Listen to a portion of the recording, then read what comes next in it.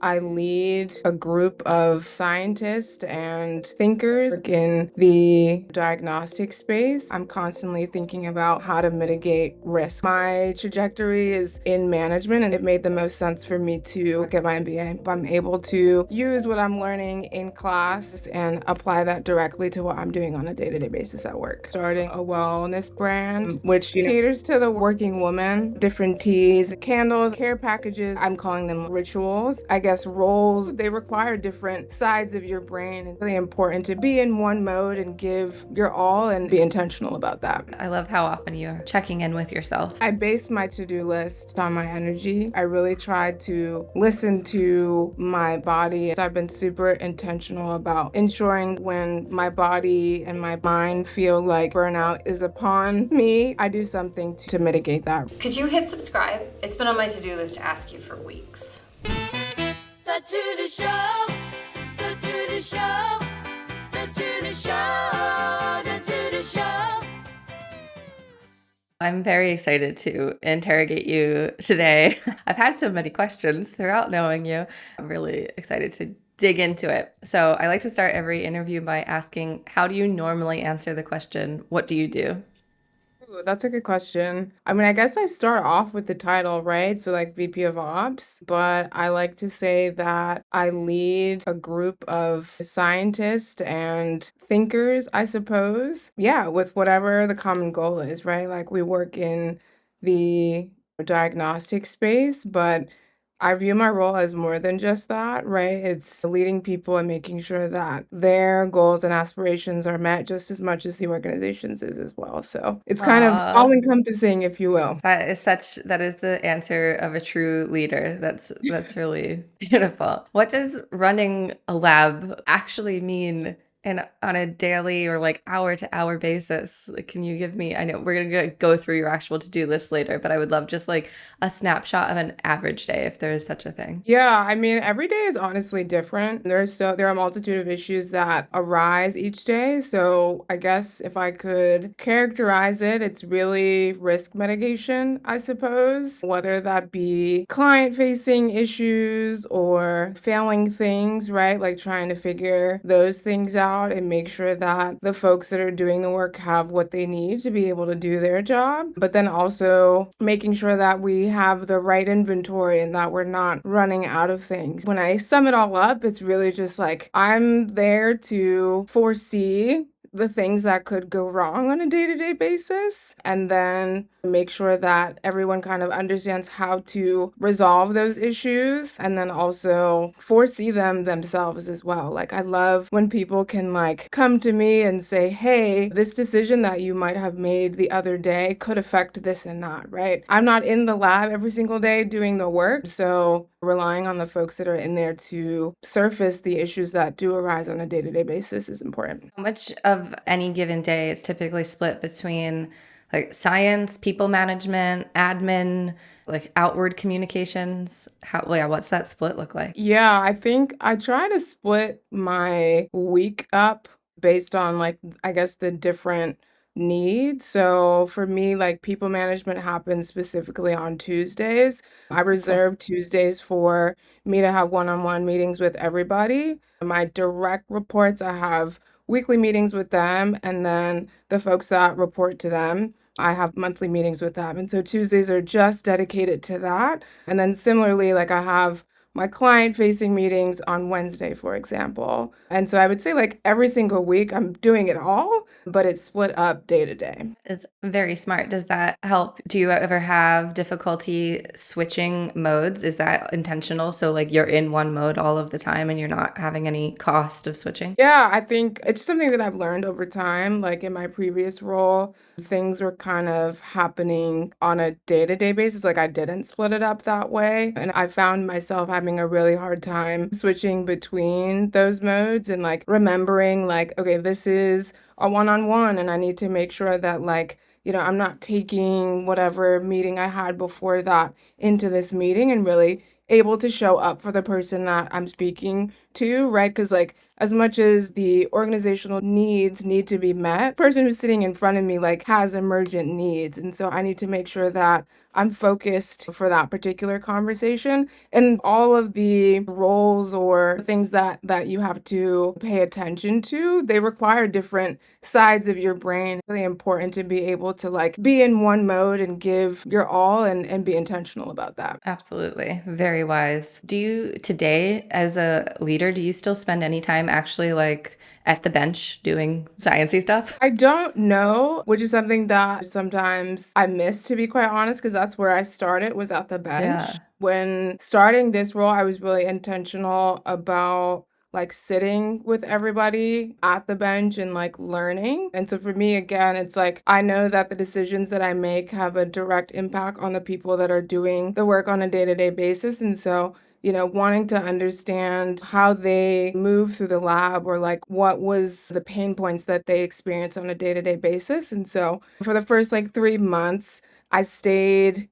pretty much on the bench and not in my office. But now I think in me learning that, I've like been able to understand how things operate here. And we've done a really good job at putting systems in place to make sure that they're the most efficient. Obviously, the name of the game is continuous improvement, and so nothing's ever the most optimized. But when I don't understand things, what's nice is that I'm here every day, and so I get to go into the lab and kind of see what's going on or try to understand the pain point so that I can either make the decision or talk to someone who can make that decision. So you started your career at the bench. At what point did you have the idea that you wanted to take that and move that into leadership instead of hands-on Yeah, that's a good science? question. I guess I kind of just like fell into it. Prior to me working at Nexus, I worked at a company called Harbinger Health. So I had actually moved to that company because I wanted to do more research stuff. So I was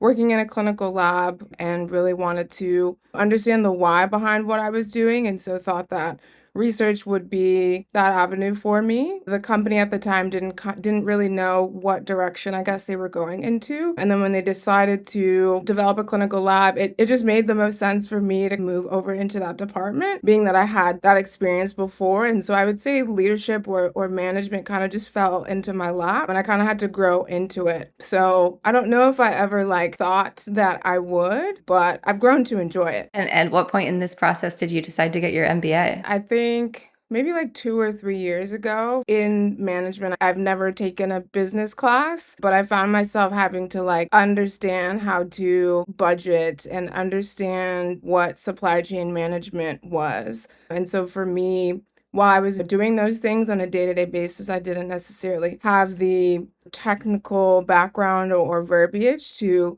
explain or really like delve into how to do it. I was kind of learning on the job. And so I felt like my trajectory is less on the bench and more in management. And so it made the most sense for me to get my MBA. Are you enjoying it? I am enjoying it, yes. I love the application of things, which is like part of the reason why I wanted to become a scientist. And so now that's kind of shifted into management and business as a whole, being that, again, like I'm leading a department, right? A clinical lab. It really does help. I'm able to use what I'm learning in class on a weekly basis and apply that directly to what I'm doing on a day-to-day basis at work. Oh, that's so cool. Are you realistically fitting school into an already full life? My calendar. But I even literally like energy wise, I mean, I love on your to-do list, yeah. you have like energy kind of planned out. But yeah, like sleep, energy, brain capacity, not just the actual time it takes, but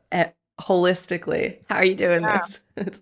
Yeah, I feel like I carve those things out as like you've seen on my to-do list and then also on my calendar as well. Like I live by my calendar and I literally block everything out. Honestly, it varies, right? Like I'm not always like high energy. Sometimes I have really low energy and I have to pay attention to that. My to-do list reflects that, right? Like on days where I feel like I do have low energy, I know that I'm not going to achieve all the things that I may set out to. And just giving yourself grace and being okay with that is something that I've had to learn. I have a really great support system. I think my friends friends and family understand that I do have a lot going on, and so they also give me grace and encourage me as well, and I think that helps too, because it's not just me alone doing it. I have a team, I have that support system, so it's helpful. But I won't lie to you and say like I have the energy all the time, because that's not the case.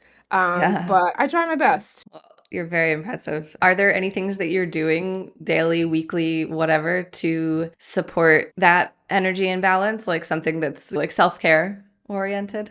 Yeah, so before I come to work every day, I try to go to the gym in the morning. So I'm up by like 4 a.m. and Whoa. I go swimming, yeah, or sometimes I'll go swimming, sometimes I'll just go to the gym. And honestly, that's the energy, like the boost of energy that I need in the morning to like get me through the day. And then on weekends, I try to make time with friends and family as well so that there's that balance. It's funny, I went out with some of my friends over the weekend and I said, you know what, I want to start like dating my friends. So we made a pact to go out on dates on a monthly basis. For me, that's all I would love to do that every single weekend. But for me, like monthly is all I have time for, considering all the other things that I have to do. Just like trying to find that balance is important. But I'll also say, like, when you enjoy what you do on a day-to-day basis, it doesn't really feel like work-life balance. Like, I truly enjoy the people that I work with on a day-to-day basis and then also what I'm doing. And so it all is just life to me, right? Like, I think that Yeah. it's a part of my journey on becoming whoever I'm supposed to be, and I'm enjoying the process. Oh, that was such a beautiful answer. Goodness.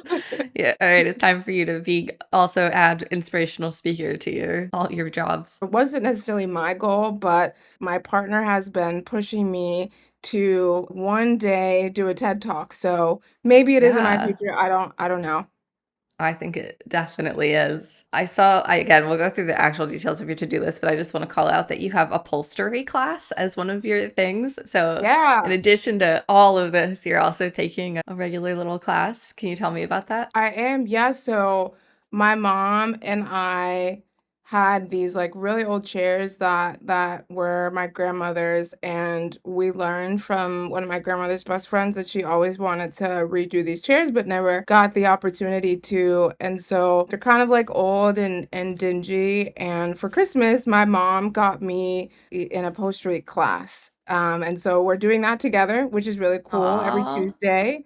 I literally was going to just like pay to get them redone. But yeah, when my mom presented that, I was like, yeah, this is cool. It's something that we've wanted to do. And now I get to learn a new skill. It's very interesting. Does that feel like work, or does it feel like a break from your to-do list, hanging out with your mom doing something like hands-on or I somewhere in mean, the between? actual act of like ripping the chair apart and trying to figure out how to do that feels like work, but it is a release, right? Like I'm using a different side of my brain than Yeah. I do when I'm at work. And it's a nice, like, kind of relief or reprieve from all the other things. And then after that, I get back to it. Nice. That's so cool. I'm so impressed. Do you ever get sick? I do, yeah. I haven't gotten sick since like 2021. I had COVID like 5 times and was like Whoa, working through all of that as well. So yeah, I haven't been sick in a really long time. I don't know what that is attributed to, but like that's knock on amazing. wood, fingers crossed that I stay healthy.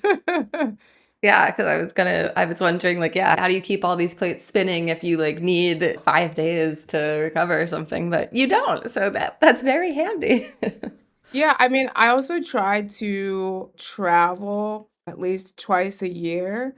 And I would love to say that I don't take my laptop and I turn it all off, but I don't. But I do set boundaries. So, like, I will respond to emails and things, but it's not constantly open, which is nice. Just trying to ensure that I do have the energy to do all the things that I set out to accomplish is super, super important. And it's something I've had to learn, right? Like it's not something that I've always done. But I have experienced burnout before. Once you are in it, it's kind of hard to get it back. I think over the last maybe 2 years, I've been super intentional about ensuring that when my body and my mind feel like burnout is upon me, that I do something to mitigate that, right? And again, it's the risk of it all, right? And so even in my life, I'm constantly thinking about how to mitigate risk, whether that be burnout or whatever. I just think about it that way. That's really cool. Do you have any tips for other people if you feel that coming on? What type of things do you do? I think it will be different for everybody, but seeing family typically is the thing that does it for me, that recharges me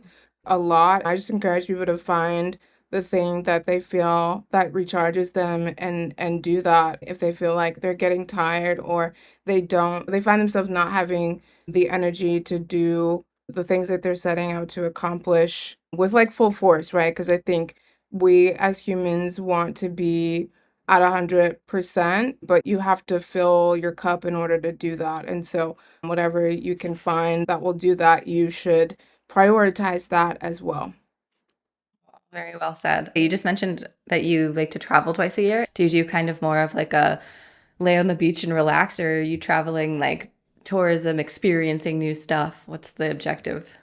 Yeah, so I try to do like one, I just sit on the beach and I'm a beach bum for a week, and then also like immersion. So last year I took my mom to Portugal and we started in the southern coast of Portugal and then made our way up to Lisbon and then went to Porto and really tried to like visit all of the cities that we could, which was really fun. And then typically it's like we go to some island and we're sitting on the beach drinking margaritas or whatever. And that's what we do. Nice. That's awesome. Good Yeah. distribution. Very Yeah, cool. yeah, it's the balance, right? You gotta balance it out. Yeah. I'm very impressed and inspired by your commitment to balance. Okay, I I'm gonna try. pull up Yeah. your actual to-do list. We'll start with the week-long thing. So you always have running both a week-long to-do list and a daily to-do list Yeah. and a calendar. And a calendar, yes. And some of the things that are on both are also on both to-do lists are on the calendar as well. That makes sense. Yeah. And Uh, and I'll write things down as well just to like remind myself as well. So I oh, have all the what things type in of like things end up getting written down? in the calendar. No, Typically or like whatever you just meant.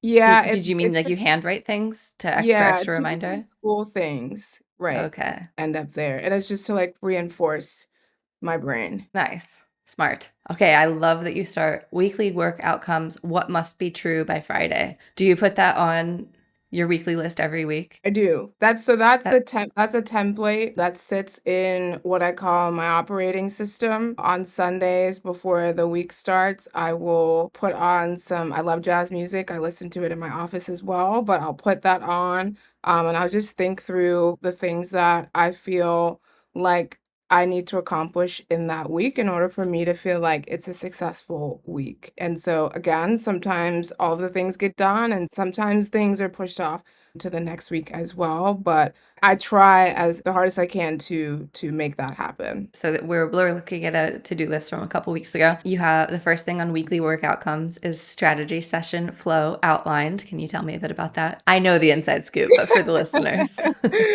Yeah, so 2026, and we are trying to figure out where we're going as an organization. And so the first kind of task was to figure out exactly how we were going to talk about where we as a company wanted to go. And so wanted to think through what would get us to our answer at the end of it all. And so was just strategizing what made the most sense. Do we talk about market intelligence first? Do we talk about our actual internal capabilities first? And so wanted to ensure that we at least had a framework before we started to delve and I started to delegate things to folks. Nice. Next, then you have endometrics price scoping complete. What's Yeah, that? so we have a couple different kind of different opportunities that have come to us over the last kind of few months. And so we've had conversations with these clients, and based on those conversations, wanting to start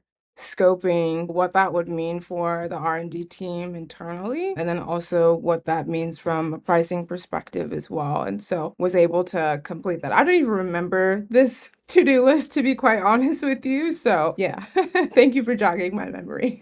You got it. When you have a new person reach out for scoping, they're obviously not giving us any money during that scoping process. So how do you balance like giving it your all so that they want to go with us, or if it's possible, versus being like, well, we're not getting any money from this, so I can't spend all of my time making it perfect? Yeah, I think it goes back to risk mitigation. I mean, part of what I am tasked to do is like foresee kind of the future, if you will. And so I think I see it as just my role in general. What that scoping enables us to do is see if it even makes sense, right? I try to take the burden from like the R&D team who may have more pressing things and do that work myself, but it is a balance. However, again, think in the long run, doing that work up front is going to not stress the system when it's time to make the decision. And so I see it as a necessity, if you will. Nice. Good insight. All right, next up on the list, you have lab configuration, start moving, and then sub tabs, BSC movers are booked, service contract is signed and scheduled. I don't have any idea what this is. What is? Yeah, so part of continuous improvement is in the lab is making sure that our workflows are streamlined. One of the things that I recognized pretty quickly when I started at Nexus was that people were taking a lot of steps to like do their work. So whether that be I'm at the bench and I'm adding samples to my plate and then I need to go across the room to go put this plate onto an instrument. For me, that's not efficient. Like you should have your instrument next to you so that once you're done pipetting, you're able to put that plate onto the instrument. And so have taken the time to understand the workflow and have talked to people in the lab to understand that. A couple weeks ago, what I did basically was I took the blueprint of the lab, I went to Staples and I blew it up really big and I made cutouts of all of our instruments that are in the lab and put them on magnets and put them on the board and had the lab stand in front of the board and talk through what would be the best workflow based on all of the assays that we're running. We did that a couple weeks ago. We have been talking about what makes the most sense and the things that need to happen in order to achieve that. Some of those things like removing the biosafety cabinet was something we needed to do in order to get more space in the lab. Reached out to movers and contractors to figure those things out, which are now complete. The lab has officially moved as of yesterday. We have a completely new configuration of the lab, which is much better and it will save people time and stress and then also mitigate things like plates dropping and all that stuff happening. So Wow, that's so cool. I love the way that you took that from like idea to a shared dreamscape where everybody could contribute and see it. That's very clever. yeah, I learned one of my coworkers back when I was at Harbinger did the same thing, and it's something that I took with me. I thought it was clever back then, and everyone doesn't necessarily have like spatial awareness, but I think when you're able to get folks involved in it all, it's helpful, right? Like I do believe in ownership of a space, and we all own it, right? And so taking part in that to me is really important. It's awesome. So clever. Okay, next up on your weekly to-do list, you have bucket planning with several categories. First up, you have career development with executive coaching.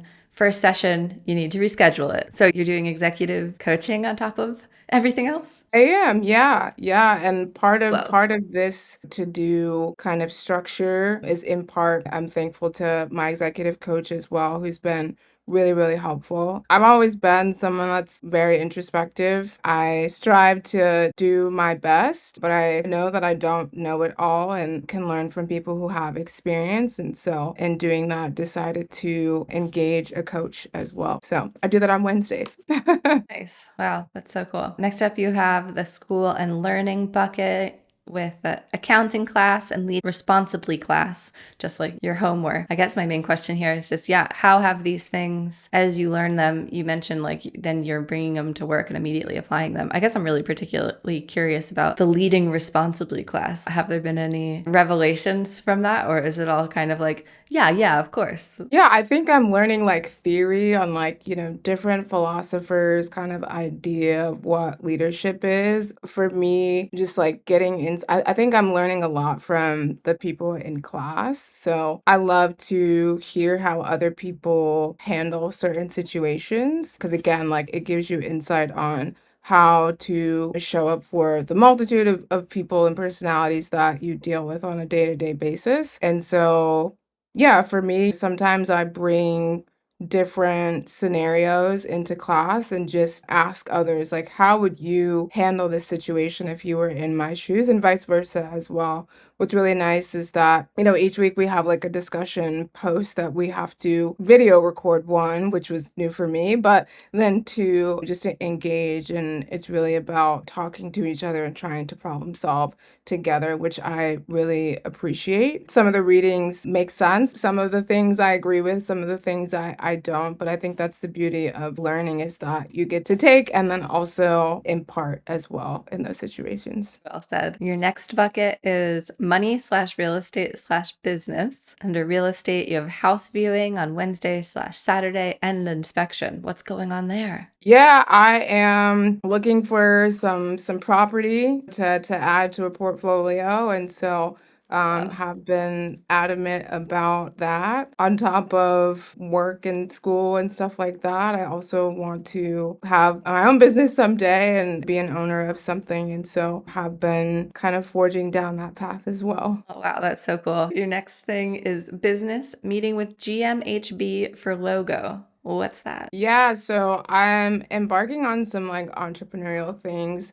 as well. I've been looking at potentially starting like a wellness brand, which Oh, caters to the working woman, really about self-care and how to turn it off, right? Like I don't think that I have all of the answers, but I have some insight into what I do, and so trying to think through how to, share that with other people. and do you already have an idea of that? Of like, is this a physical good product? Is it like a learning course or? It would be a physical product. So I love tea. Tea is like my thing. It relaxes me. I drink chamomile tea every day, and people in the office are like, "How do you not get tired?" I was like, it's just calming. Like it helps Yeah. me think. I've been like reading about different teas and kind of what they do. And so it's kind of a holistic type of brand. It's candles. I love candles. I love tea and food. And so it would be kind of these care packages or boxes that I'm calling them like rituals that people would subscribe to. And each month they would get a combination of some type of tea, some like treat, and then some exercises to accompany that. So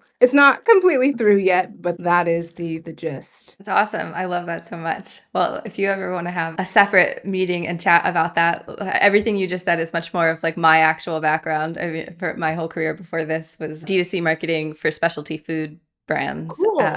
and stuff like that. So I can definitely happy to share all of my wisdom, and that sounds like a fantastic idea. So Yeah, I feel like I've been saying that I need to pick your brain more. I feel like you're a guru in the marketing space, and so need to learn more. Would love to learn more. you have money, pay credit card. That one's pretty self-explanatory. Then your next bucket is life/health/family. Under here you have your upholstery class, a dentist appointment, an altar monitor, Maya's birthday Saturday night, and family meeting Sunday. I guess anything you want to speak to on that big list? We already talked about upholstery. Yeah, no, it's just like life outside of all of the things, and just making sure again that it shows up on my weekly to-do list. Like I want to make sure that I'm taking the time to prioritize the people that mean the most to me as well. I know that I am incredibly busy, and so I want to still be able to show up for the people that are in my life as well, just as much as I show up for the people at work. It's always on there. Sometimes there's nothing on it, to be honest. It's just a reminder that those things are just as important as all the other things. Nice. Well said. Okay, then your final bucket is meetings that require prep. You have mom's telehealth appointment, prep needed, prepare questions for the surgeon. Yeah. Yeah. So this is like my time to go to my calendar and say, okay, what are all the meetings that I have this week and what requires prep? Again, this weekly to do happens every single Sunday, and I'll just go to my calendar and look at all the meetings that I have and ensure that I have my notes, my talking points that I need. And so I use OneNote as a tool, and that's where all of my to-do lists go. And then like I guess, sections. I have like my meetings, and so that's where I write all my notes and my talking points for prep. I have a section for clients where I have all my client meetings. That's like separate. I have my people meetings. That's where I have all my one-on-one notes with all of my folks. I just go to my calendar and go down the list and say, this is what I need to for some things, obviously, like I don't need to prep for, but there are a lot that I do. And so I just want to make sure that I have what I'm going to say or what I can anticipate there. Nice. And then separate from your buckets, you have notes to yourself. I really love this and I want to steal it. Time intentions, non-negotiable blocks, deep work blocks. Wednesday and Friday are the most free days. Make sure we protect our time to do deep thinking. Yeah. Yeah. I mean, part of my job or a lot of my job is to think. And so when you're deep in the task, it's really hard to like be intentional about thinking, which I think is harder than completing tasks. And so again, I go to my calendar and I say, these are the days that I know I'm gonna have time to think, and I block them off. And my door to my office is typically open, but during those times, I do close my door and make sure that I am protecting my time. And I tell my folks to do the same thing. Like they also need to think. And so I really try to practice what I preach as well and make sure that they are allowed and able to do the same thing. What does your deep thinking time look like? Do you have your computer open? Are you just sitting there with your thoughts, taking notes or? Yeah, it's a combination. So sometimes I'll have my computer open and I'll be reading something, right? And writing notes on whatever it is that I'm reading. And then other times, like I'm taking a walk. Maybe not now because it's very cold outside and snowy, but in the springtime, we have like a nice pond that's down the street. And so sometimes I'll walk to that and walk for a little bit. In the spring, I like doing one-on-ones and we do a couple laps around the building as well. But change of scenery is important. I try to listen to my body and see what it is that I need in that moment and do that. I love that. I love how often you're checking in with yourself. Next, you have do not do list, parentheses, protect energy. You don't actually have anything on that this week, but I love that you have that as a recurring thing. Yeah. So this goes into like my top 3 week to week. Sometimes things, you'll have action items from a meeting or whatever. But if they don't align with my top 3, even though I know that they need to get done, it's a note to myself to not do it because they're written down somewhere. And like I will try to review notes and things from meetings, but it is a reminder to do what you set out to do and kind of not deviate. And obviously, sometimes you can stick to that and sometimes you can't, but I try. Nice. And you also have open loops as a category. So good Yeah, catch-all. these are things that I need to follow up with. And as you'll see on my daily to-do list, I have like an admin block where that's dedicated to looking at emails and responding to emails. Which is also on my calendar. And so those things often get resolved in the open loops section. Okay, yeah. So on the daily to-do list, you start off with energy and you have low, medium, high. What is this? Yeah, this is just me taking a moment to like be aware of where I'm at in that moment and kind of what the day could potentially look like based on my energy. I base my top 3 based on my energy. And so if I know that I'm really high energy, potentially some of the like really deep thinking will happen that day because I know I have the capacity to do that plus some of the tasks that I have to finish. And so again, I really try to listen to my body and figure out like what I do have the capacity for. Because I don't want to burn out. I've been there before. And so to me, that's just really important. Are you making your daily to-do list in the morning? I am, yes. So on my calendar, I have a hour and a half block that is called my daily command center, and that's while I'm making this list. So some form of music is playing, and I'm thinking about what was on my list yesterday. Did I complete everything? There are things I may need to follow up with from the previous day, and so I'm looking at the previous day's to-do list, the open loops from that, and then structuring my today. Okay, then you have your top 3, which you keep mentioning. And then in parentheses, if these are done, today is a win. I really love these little notes to self throughout the to-do list. It's so sweet. Yeah, no, Um, that's true. So I strive to feel accomplished and kind of compartmentalize that into 3 kind of overarching tasks. And it's actually something that I have been incorporating into my one-on-ones with folks as well, because some of the feedback that I received is like in startup environment, everything seems to be a priority, and that is true. However, we can only do what we can do and what we have the capacity to do. And so I've started asking people like, what are the top 3 things that you can responsibly complete today or this week and like stick to that? on this particular day, you have bomb audit and pre-read interactive scoping. Can you tell me a little bit about those? Yeah, BOM is BOM, so bill of materials. There's been a concerted effort to drive cost down for us, just building the muscle within the team to think about those things. I have asked folks internally to think about how we can, whether it's multiplexing an assay to ensure that the real estate on a 96 well plate or 384 well plate is used the most efficiently. And so the team was able to think through some of that. And so part of my task was just to review it and see if any other changes needed to be made. So that was that there. And then what did you say the other thing was? Pre-read interactive scoping. Yes. So after I finally finished what the actual strategy kind of framework would be, there was the pre-read that our R&D team was going to send out. And so had to then think about a framework for that so that they felt empowered to go out and research and do those things. So just thinking about, yeah, that next kind of phase of strategy and what that looked like. Nice. Then on those same topics, you have deep work focus, and again another note to yourself: what requires thinking, not reacting. Really love these.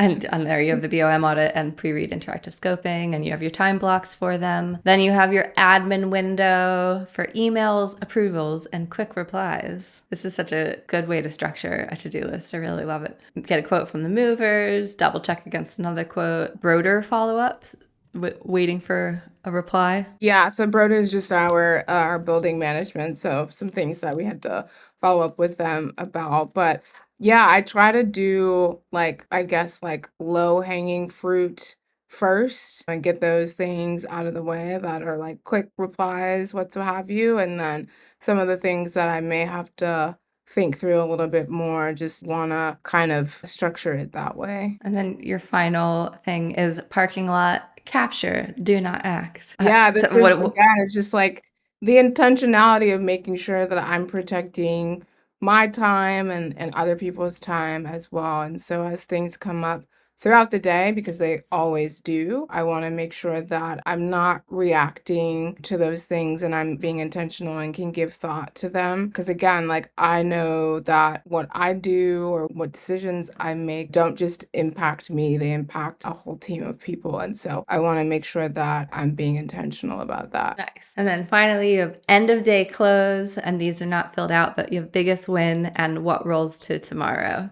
So are you at the end of your workday, you're going back to your to-do list always and like taking these notes for yourself? I am, yeah. I try to reflect on the day at the end of the day. So I do like in the morning reflection, at the end of the day reflection, just so that yeah, I can keep myself accountable as well. And then, yeah, it's like a note to myself, you know? And then at the end of the year, I try to like summarize how month to month, how those things went. And you do your like end of year review. And so just try to like look back at all of that. And, you know, really, I think it's always hard to remember all the things that you do in a year, right? And so I use it as a way to enumerate all of those things, because you know it's very easy to forget. And does that help you? Does that help you like feel good about the year that has passed and plan for the next year? Or like what's the goal? Yeah, I think in I use it like for in the moment. It helps me feel good about what I was able to accomplish, what the team was able to accomplish, and then I'm also able to use it as just a reminder or learning, if you will, that I was able to show up here and maybe I could think about this in a different way and be able to possibly show up differently or better. And so just use it as a tool to continue to get better and more efficient. Honestly, after this interview, I think your TED Talk needs to be about to-do lists. Like this is, it's so inspiring. And like there's so much, I love all of the intentionality and the reflection and like how much humanity you're bringing to it. It's really like beautiful. Oh, thank you. Thank you. Yeah, I mean, I wasn't always this way, right? I think like we learn by experience and the things that we encounter, how we show up day to day. And so, like I said, I've experienced burnout. I don't want to experience that again. And I also don't want other people to experience that either. And so I try to think through ways to mitigate that. I keep using that word, but that's my word. Great. Final question. If you could see anybody's to-do list, whether that be a specific person or a job title, whose to-do list would you most like to see? Ooh, that's a great question. I feel like I'd want to see Oprah's to-do list. I It's a feel great like, answer. yeah, I feel like she is I mean, we're all multi-dimensional beings, right? But, you know, she is incredibly intriguing to me. And so would love to understand, especially like in her prime, like what, and not to say that she's not, but, I know what you you know, mean. yeah, but to understand how she balances it all and is able to like still stay sane, because yeah, it can be a challenge. Yeah, I feel like her to-do list might echo some sentiments of yours. I would imagine that she would definitely be bringing like humanity and emotion into her day to Yeah, I'm day. sure. Yeah, Yeah. I'm sure. All right, I'll try to get Oprah on and find out. Thanks. Yeah, I would love to see that. All right. Do you have anything else that you would like to share or talk about? No, I guess just like encourage people to find the thing that allows them to recharge and yeah, do what makes you happy. Nice. Very well said.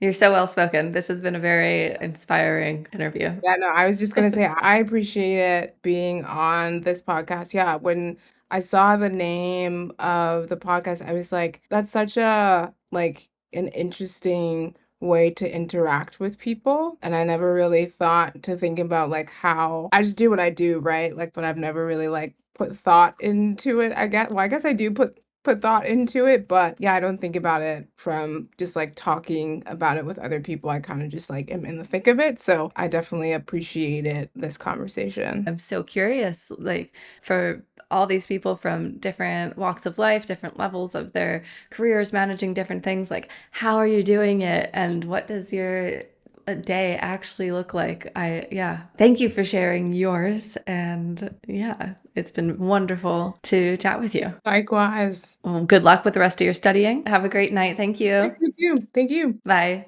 I'm Jen Tracy, and you've been watching The To-Do Show. If you're curious about how other people tackle their days, and honestly, who isn't, there's another conversation right here that'll probably surprise you. Go check it out. And here's something interesting. There's actually research showing that people fall into 8 distinct patterns when it comes to how they organize their lives. Productivity and psychology experts like Adam Grant and Gretchen Rubin have been studying this for years. We built a quiz based on that research, and people keep telling us it's weirdly accurate. It takes about 5 minutes, and you'll understand why certain systems work for you and why others never stick. Head to thetodoshow.com or check the link in the description to take the quiz. And please, please, please hit subscribe, and you can check that off your to-do list.